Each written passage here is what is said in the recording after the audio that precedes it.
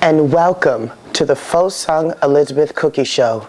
Of course, I am the CEO and the Mistress Secretary of my own company called Goddesses Incorporated, and I am the self-proclaimed mascot goddess for all things anime. I cover women of the Bisoujo Senshi universe, women of fighting video games, and of course, women of Japanese animation. I wanted to say thank you, Happy New Year, and welcome to my Season 3.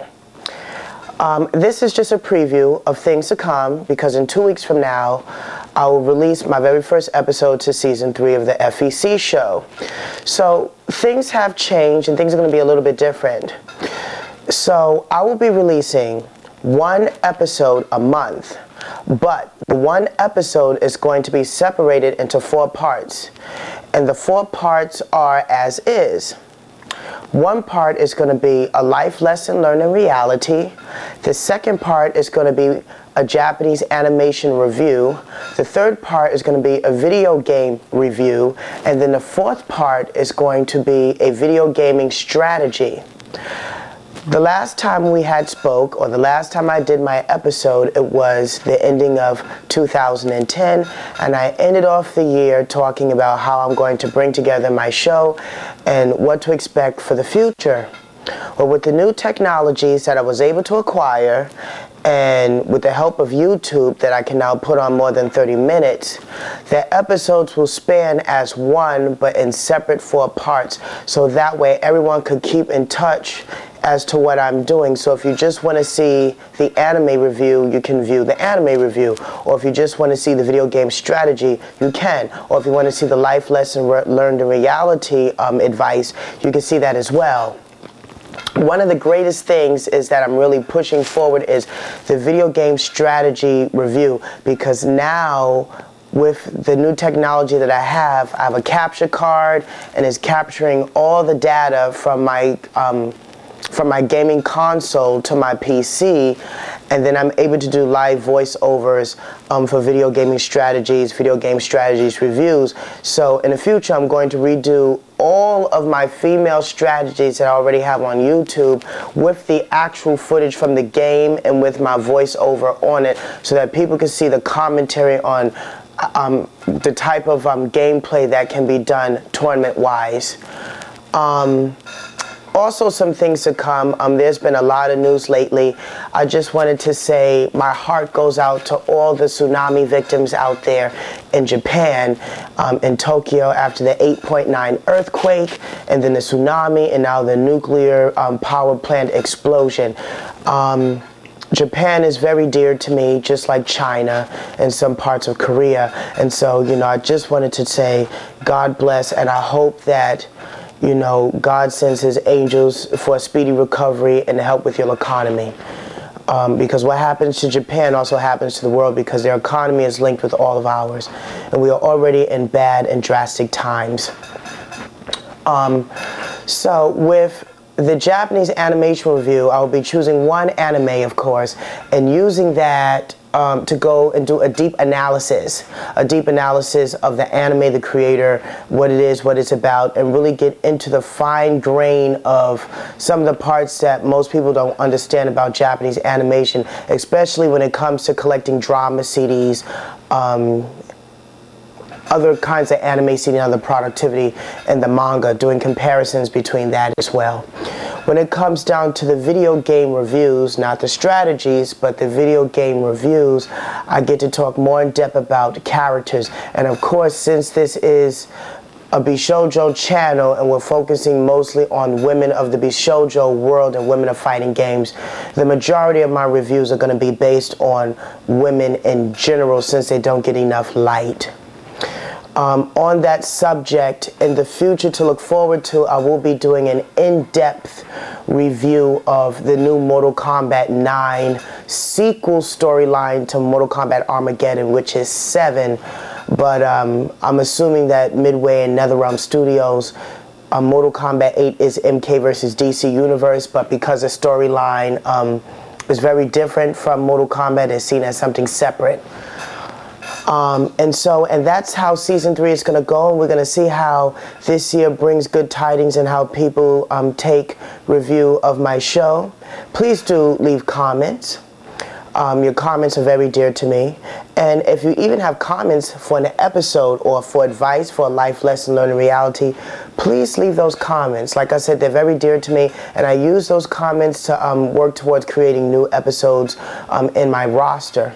So keep in mind, once again, releasing one episode a month, but one episode split up into 4 different pieces. One Japanese anime review, one video game review, one video game strategy, and a life lesson learned in reality. Say Cookie! And welcome to the Faux Sung Elizabeth Cookye Show. I'm the CEO and Mistress Secretary of Goddesses Incorporated and the ultimate anime goddess mascot, covering mostly things of women of the Bisoujo-centered universe, women of fighting video games, and women of anime. So this brings us into our season 3. Happy New Year, everybody. And a part of the season 3 is actually one of the 4 parts of the one episode. So you have decided to look at the video game review, and today's video game review of choice is Mortal Kombat 9. Now I'm just gonna get right into it. Mortal Kombat 9 I've been watching closely for quite some time since last year, since its creation, since its rumors, and since NetherRealm Studios was actually bought by WB. Now, around the same time that they were talking about MK9, they was also talking about how they was going to make a Mortal Kombat movie, but it's going to be centered around Sonya.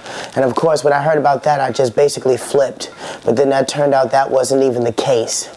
And that so-called rumor ended up being a fan-made video on YouTube that got over 2 million hits of someone's fanatic creation of the Mortal Kombat universe, and that person ended up getting a budget to start making a 10-part series that will actually come out around the same time as MK9. Okay, so to PlayStation Plus users, Mortal Kombat 9 was released as a demo March 11th, and then it was released to the public March 15th. As a PlayStation Plus user, I was able to get the demo a lot earlier than other people and sit down and play the game. Most people say that the game was supposedly a mix between MK2 and MK3. Now, as I see it right now, it's more MK2 than MK3. The MK3 elements are the characters that are in there, such as Stryker, Nightwolf, Sindel, Cyrax, Sector.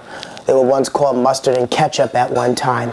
And those are the MK3 elements. But then again, it's the demo, and the game gets released April 19th. And of course, I pre-ordered my copy. I pre-ordered the limited edition strategy guide. I pre-ordered the soundtrack inspired by the Warriors. And I also pre-ordered my Blu-ray copies of Mortal Kombat and Mortal Kombat Annihilation, which have character skins for the actual game. There's been a large promotion of the actual game itself, and depending on what company or what place you go to pre-order your game with depends upon what kind of Easter eggs that you're going to get. So if you pre-order the game with Best Buy, you get, like, I believe a Scorpion skin. Or if you pre-order with GameStop, you get the Sub-Zero skin. If you pre-order with Target, then you get a reptile skin, something of that nature. And then the Jade, Melina, Katana skins are actually on the Blu-ray releases of Mortal Kombat 1 and Mortal Kombat Annihilation. Go fig. Getting into the game review now. So I played the game for a long time now as a demo release.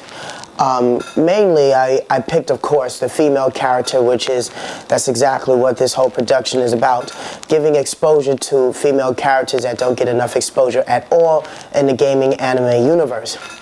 Melina was a selectable character at will, and so when I was using her, I noticed that there was a slight change in her gameplay, of course, because it's new and updated. The gameplay overall is very reminiscent of MK2.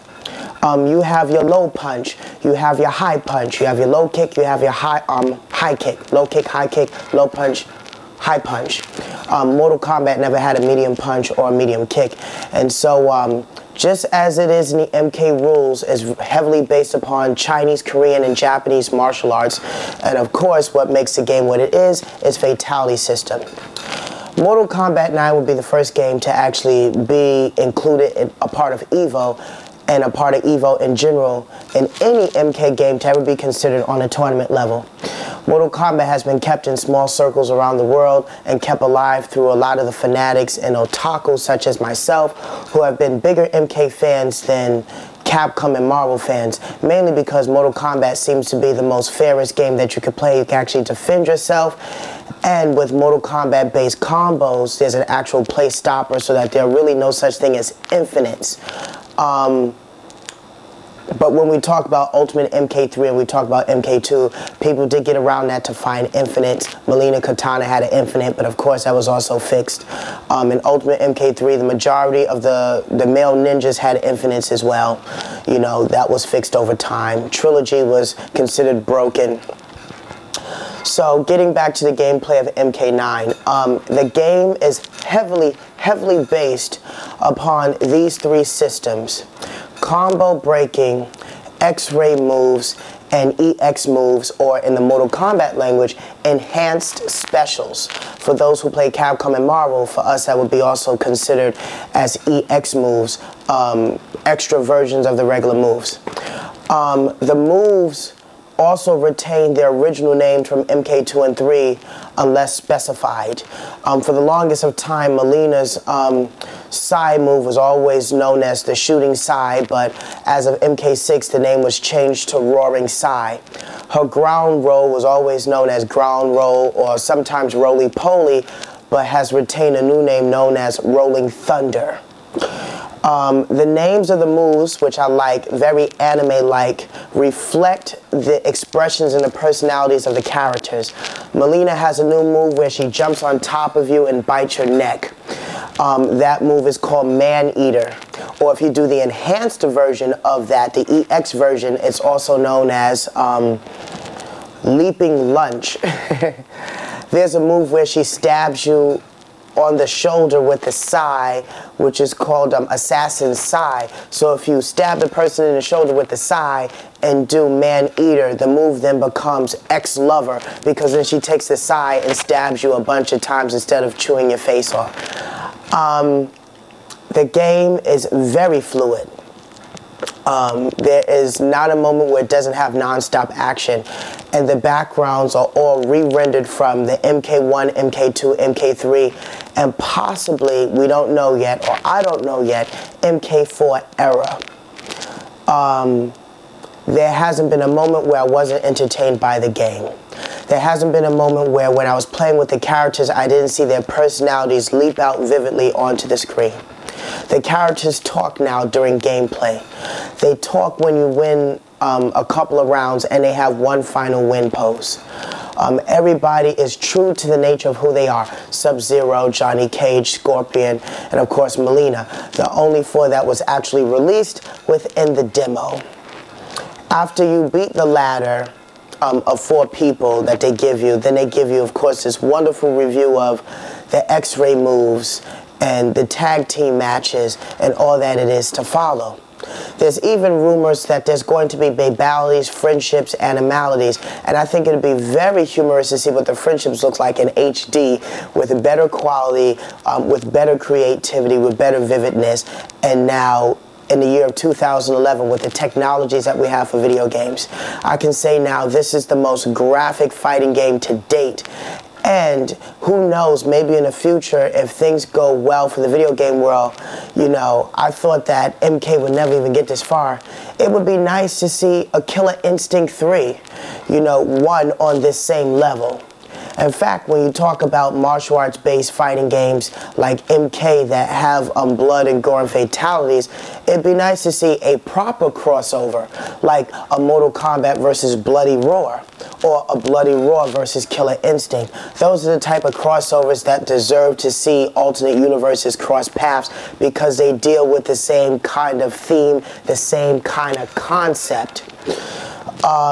I will be going to the demo tournament over at San Francisco, March 25th through the 27th for the Mortal Kombat premiere. It's a post-demo tournament to display all that the game has to offer as of right now. I can't wait to see the full release. And like I said, I had my copy on pre-order, so I will be there, the first one in line, to pick up not only my book, the soundtrack, the game, the movies, but also the 10-part web series from Amazon.com and piece it all together. Last but not least, the main thing about MK9 is that it goes back to retail Mortal Kombat 1, 2, 3, and possibly 4 for all those who weren't born in the 80s to understand the 90s, what is actually going on right now. So this is a blast from the past, while all at the same time, it continues to be a sequel to Mortal Kombat Armageddon. I'm also waiting to see how they finish off the character vignettes. As far as the 10-part miniseries goes online, keeping update with MK5.org, I'm finally able to see a glimpse of the legendary goddess battle between Kitana and Mileena, and how in the original storyline Kitana bested Mileena, and that's how she was seen as high treason by the high courts of Outworld, and how she became a renegade between parts 3 and 4 as she tried to rescue her mother Sindel from the clutches of Khan with the help of Jade. From what I'm rumoring and from what I'm understanding, Mortal Kombat 9 retells that in a much more depth, but there seems to be a weird twist where Kitana gets murdered by Mileena, and in my heart I'm hoping this is not the case, because that kind of will disappoint me, because Kitana is my main character along with Sindel and then Tanya from MK4. So as we all eagerly await this game in the tournament scene, for those who are the hardcore MK fans such as myself, we will represent this game hardcore over at EVO 2K11.